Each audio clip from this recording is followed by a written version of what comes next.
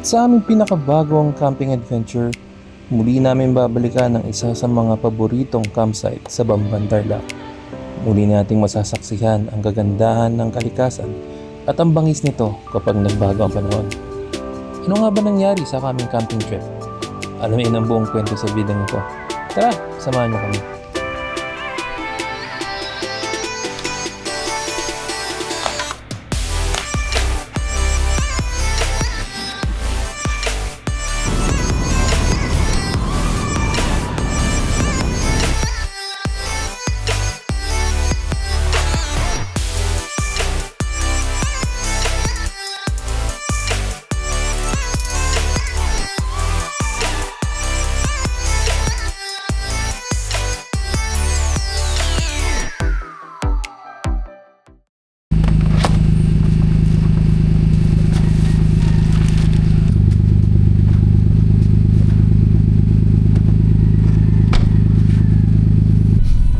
Boy, good morning mga tol.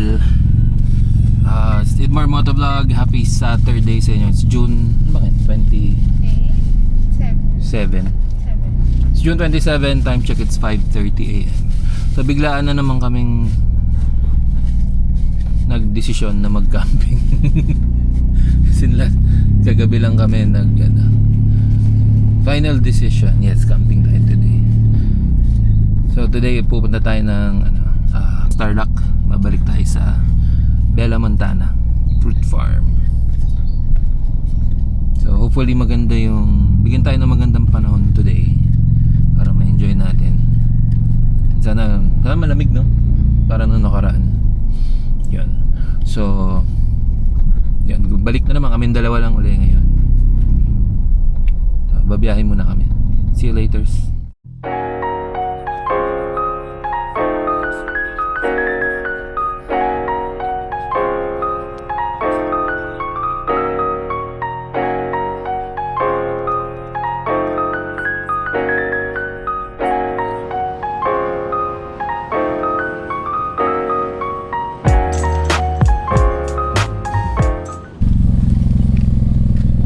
Dalawa kami. Overnight. 40 per head po. Okay. So 80.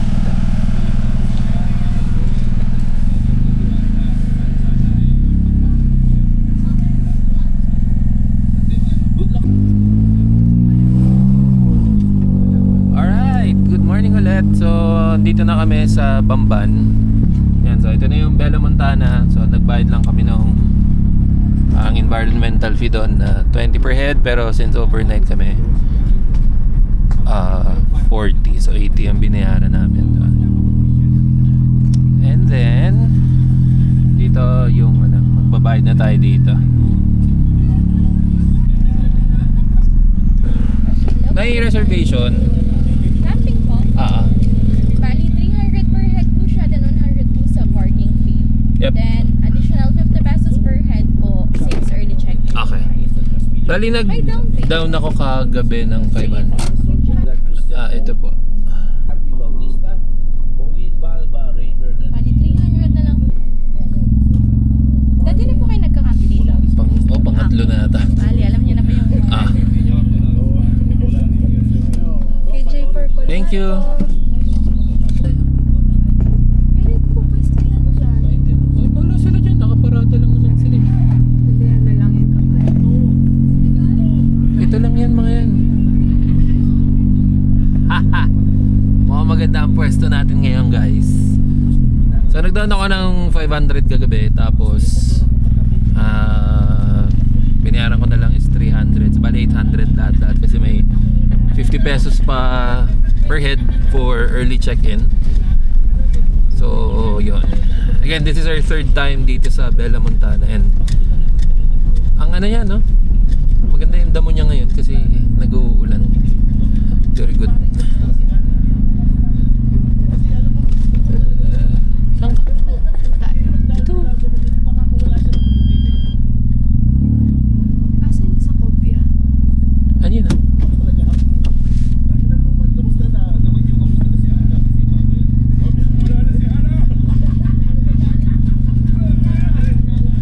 Yan, dito tayo.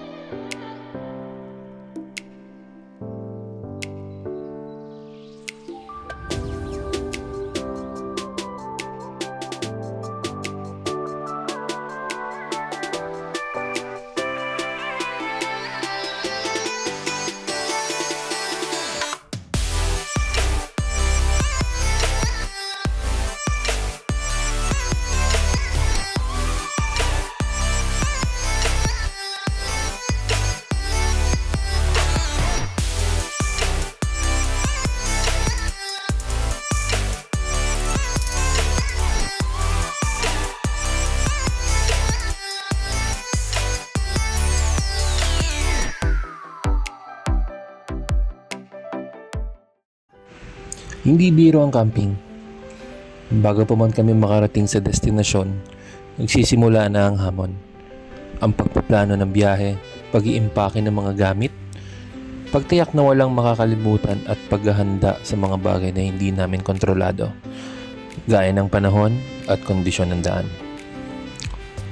Pagdating sa campsite, panibagong laban na naman ang pagtatayo ng tent, paghahanda ng pagkain at pag-aayos ng campsite, at pagharap sa init, ulan, hangin, o kahit sa pagod ng buong biyahe. Hindi laging komportable, pero bahagi iyon ng tunay na camping experience. At bilang isang motovlogger, hindi doon nagtatapos ang trabaho. Kailangan hanapin mo ang pinakamagandang anggulo, ang tamang liwanag, ulitin ang mga kuha pag hindi maayos. At siguro din maipapakita sa camera ang ganda ng lugar at ang tunay na kwento ng bawat biyahe. At pag uwi mo, kahit sa ilang oras man lang, i-google mo sa pag-review ng mga videos, pag-i-edit, pag-ayos ng audio, pagpili ng musika, at pagbuo ng isang video na sana ay makapagbigay sa inyo ng inspirasyon at saya. Nakakapagod, nakaka-frustrate, pero may mga pagkakataong gusto mo nang sumuko. Pero sa bawat pagsikat ng araw sa bundok, sa bawat tahimik na umaga sa campsite, at sa bawat bagong lugar na aming natutuklasan, naaalala namin kung bakit namin ito sinimulan. Kaya't sa iilan na patuloy na sumusuporta sa Ibar Motovlog, maraming salamat. Maaaring hindi pa perpekto lahat ng videos na ginagawa ko, pero rest assured na patuloy kaming magpapabuti sa bawat biyahe, sa bawat kwento, at sa bawat content na aming ibabahagi. Maraming salamat sa pagsama niyo sa aming adventure.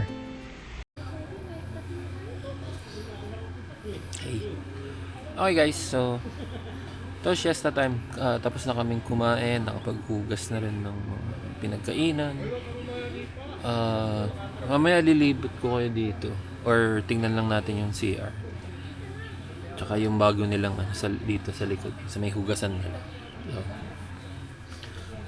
Yun, naghugas ako. Okay naman kasi hindi na pahirapan yung yung water supply. Kasi nga meron na silang tank. So papakita ko sa inyo mamaya. Ayun, tapos nagpalipad lang ng drone saglit. Sinusulit lang kasi baka mamaya umulan, so hindi na naman makakapagpalitan. So, medyo umaliwalas yung panahon. Kita na yung Sacobia Bridge, tsaka yung kita na ulit yung Arayat, yung Mount Arayat. So, medyo gumaganda-ganda yung panahon. Hopefully tuloy-tuloy hanggang mamaya, hanggang bukas na, para hindi hassle. So yun, siguro idlip muna kami, tapos balik na lang ulit mamayang hapon. Babush. Update lang mga tol. Sarap matulog. Gising lang ulit. Nagising kami kanina kasi umuulan, tapos ayun, nakatulog kami ulit. Ngayon ay ano oras na ba? Mga 5:30 na yata. Si Commander ay nagkakabit lang ng mga ilaw. Yung mamaya mag-iihaw na ako. Meron tayong nakamarinate na liempo. Yun lang. Yun na yung dinner natin. Maganda yung weather. Hindi man perfect yung weather. Masarap magpahinga kasi malamig. Pero kaninang after lunch, mga 1 or 2 p.m. hanggang alas 3, ganyan. Medyo maalinsangan, sobrang init. Tapos all of a sudden bigla umulan. Ayun, bigla medyo lumamig. Kasi ngayon walang hangin pero hindi naman ganun kainit. So, sakto lang, tama. So, dilibot ko sana kayo dun sa may CR. Kaya lang dami nakatambay. Nakakaya mag-vlog dun eh. Ginawa nilang istambayan yung CR. Yun, dito pala. Ewan ko kung na-discuss ko na to dati. No? Pag day tour lang kayo, may bayad yung paggamit ng CR. Like parang 10 pesos ata or 5 pag iihi. 10 pag number 2. Tapos 30 yung ligo. Pero pag magka-camping kayo dito, bibigyan kayo ng, dati parang card yun dati, no? Oo, laminated. Oo, parang ID, gano'n na parang free yung paggamit ng CR pag mag-overnight camp kayo dito. Yun. So ngayon parang slip na lang siya. Tapos pag ihi ka doon, pakita mo lang yun, okay na. Di ka na sisingilin. Yun ang muna siguro.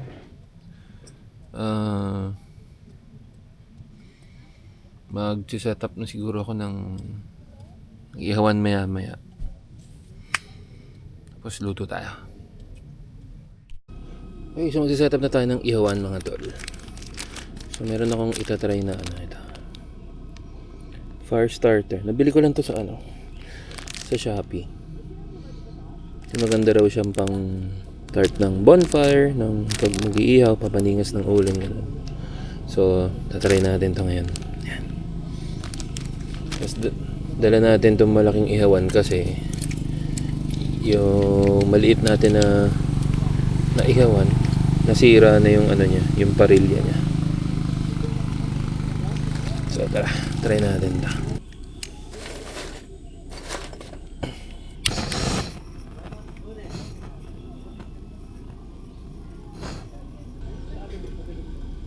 Lagay natin dito sa ilalim.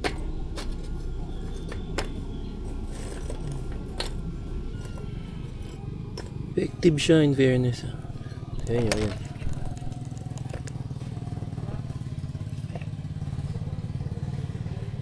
So talagang umaapoy siya.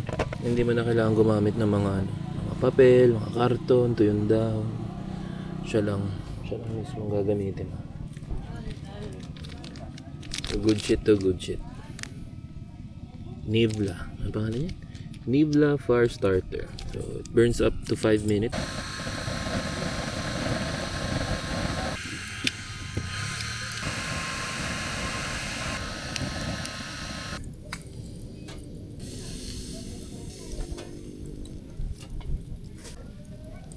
Nilagyan ko siya sinama ko yung garlic. Nilagyan ko siya ng garlic doon binabad ko. Ayan, nag-ihaw na tayo ng liempo. Tapos si Bebe, niinit niya yung kanin namin kanina. Bebe? Niinit niya yung kanin namin kanina. Pero ngayon merong mga medyo dumadami din yung mga campers. Usually naman gantong oras. So meron dito, tatlo kami dito sa side na to, meron dito sa kabila, then I think dalawa dito. So may unahan. So okay naman. Tahimik. Mas maganda dito pag gabi talaga. Sobrang tahimik. Yun. So, ihaw muna tayo.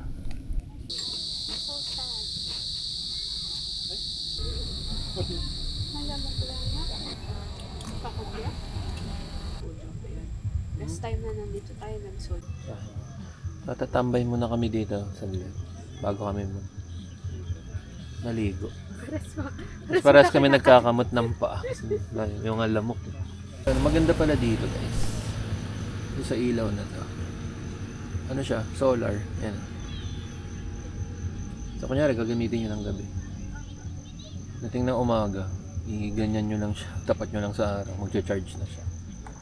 So para kung kunyari 3 days, 2 nights kayo sa camp. Diba? At least nagcha-charge siya during the day. Tapos pagdating ng gabi, buksan nyo na lang ulit. Or pwede rin namang i-charge nyo via Type-C. Best spot dito, itong part na to. So kung pupunta kayo, ito yung CR, yung sa likod ng tent. So yun lang, a few steps lang. Itong spot na to papunta dun sa dulo.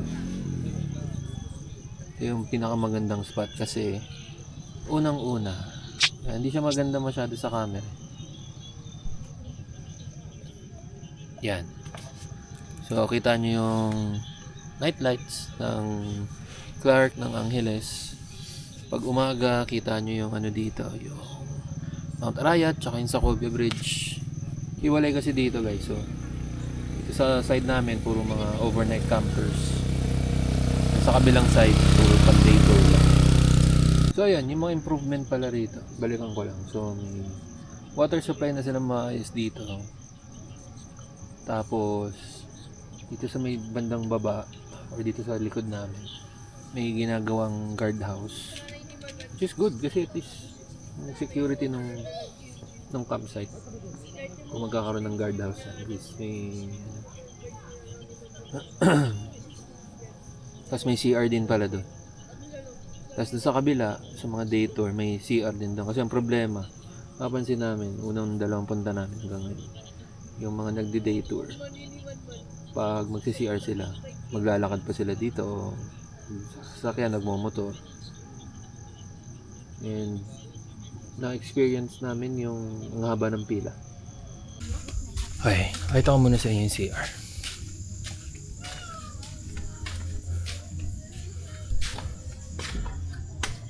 Yan, so ito. Maganda yung CR nila dito. So may bidet. And then toilet, naka-tiles, laki ng salamin. Yan. Tapos may lababo sila. Then may isa pa ata like shower.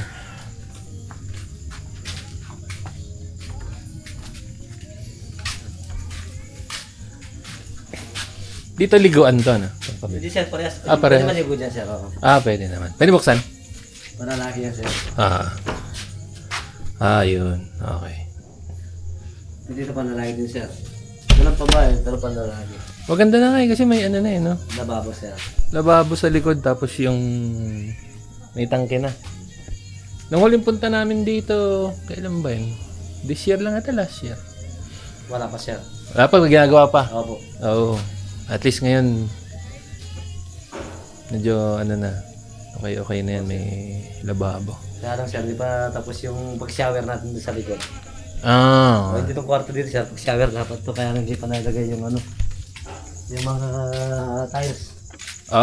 Gagawin shower room. Dito talagang pang-shower talaga sir, itong dalawa rito sa kabilaan doon. Kabilaan, okay. Oo. Kaya lang, hindi pa tapos. Inuna muna yung guard out dahil tagulan na. Yan, yung ginagawa roon. Kasi CR din pa rin. CR din? Oo, dalawang kwarto. At least madami ng CR. Okay din. Pagkatapos ng CR, sigurado, yung bubuksan na yung sunod na CR doon. Nasa view din. Yun doon. Kabila. Kabilaan din yung panlalaki pang babae. Ganda. At least ang ganda na nung madami ng... Dati walang lababo na sir. Oo. Tapos meron pa dito yung yung malaking... Yung puti. Yung puti. Kaya sir, iba na. Nagtawa ka na. Oo nga eh. Kaya lang, umigip pa rin sir. Kaya lang, yung pagkaiba para malakas yung pressure, maano yung mga plus. Yan, nilagyan ng tangke sa taas. Tower. Pero may ano na rin yan. Maganda ka deep well, hindi pa. Hindi ba sir? Hindi pa. Inigiban pa rin. Iniigiban ba rin, tapos inaangat na Kasi lang. malaki sir yung ano rito. 1.5 ata yung hinihingi nila. Hindi pa sigurado. Kung makakuha ng tubig sa baba o hindi. Pag naghukay. More, 1.5. Okay na yan. Okay. At sigurado mo yung tubig, malinis pati. Malinis. Kasi yung mangga yan, iniinom namin natin, 3 barangay. Yung, Saan? Bukal din. Sir, talagang kay Marcos, kay Melda Marcos pa noon, project na yan. Talaga? Tapos ginawang running water ngayon sir. Ito, ayos Ganda. Tapos yung managanda na sir. Hindi ka mukha dating binubuot ko muna dun para Oo. makakas ng tubig. Tsaka maganda dito, may hugasan na. Goods na to. Okay, maganda na dito. Thank you, bossing. Diba? Hey guys, good morning. Time check, it's 4 a.m.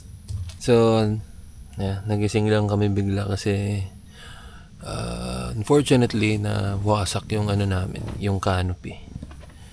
Sinapunit siya for some reason. Siguro sa lakas ng hangin, ganyan. So, kailangan naming tanggalin tapos nilagay yung parang maliit na canopy yung built-in na canopy ng tent. Yun, so shit happens, pero it is what it is. Pero ngayon mukhang okay naman. Tinabi lang namin yung mga gamit na pwedeng mabasa. Okay naman. Hopefully wag umulan. Pero kung sakali, yan. I think okay naman to ang tent eh. Pero yeah, all good. Hey! Quick update lang. So nagliligpit na kami ng gamit. Why? Kasi sobrang lakas ng hangin. And parang hindi kakayanin ng tent. Baka mamaya masira pala. Masira pa yung tent. So ito, nagliligpit na kami.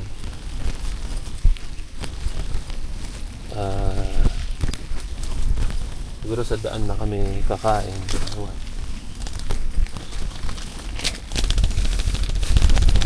Yan kung naririnig niyo yung paglaspas sa tent. So nandito ako sa pwesto ko kasi inaano yung tent ko. Hinahangin. So, again, hindi ito ako sa namin ng campsite. Namin ko lang. Ito ay pawang hagupit ng kalikasan.